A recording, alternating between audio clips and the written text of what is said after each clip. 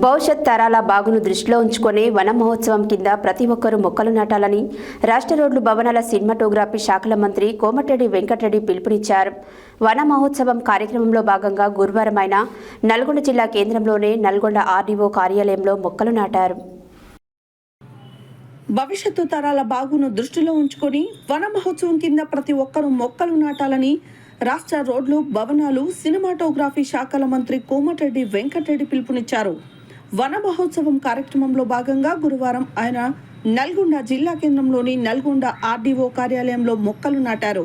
ఈ సందర్భంగా మంత్రి మాట్లాడుతూ పర్యావరణ పరిరక్షణకు, వాతావరణ కాలుష్యాన్ని నివారించేందుకు మొక్కలు నాటడం తప్పనిసరి అని, రానున్న తరాలు కాలుష్యం బారిన పడకుండా ఉండేందుకు చెట్లే ఆధారమని, అందువల్ల ప్రతి ఒక్కరూ విరివిగా మొక్కలు నాటాల్సిన అవసరం ఉందని చెప్పారు. వన మహోత్సవం కింద జిల్లాకు ప్రభుత్వం నిర్దేశించిన లక్ష్యాన్ని తప్పనిసరిగా పూర్తి చేయాలని, ప్రత్యేకించి ఆయా శాఖలు వాటి కేటాయించిన లక్ష్యం ప్రకారం మొక్కలు నాటే కార్యక్రమాన్ని చేపట్టాలన్నారు. వర్షాకాలం పూర్తయ్యేలోపే మొక్కలు నాటడం పూర్తి చేయాలని, ఇందుకు జిల్లా యంత్రాంగం చర్యలు తీసుకోవాలని చెప్పారు.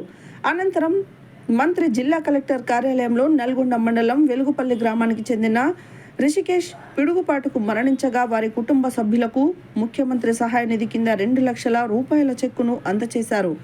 జిల్లా కలెక్టర్ ఇలా త్రిపాఠి, జిల్లా SP Sharath Chandra Pawar, Nalgonda RDO Y Ashok Reddy, municipal commissioner తదితరులు మొక్కలు నాటే కార్యక్రమంలో పాల్గొన్నారు.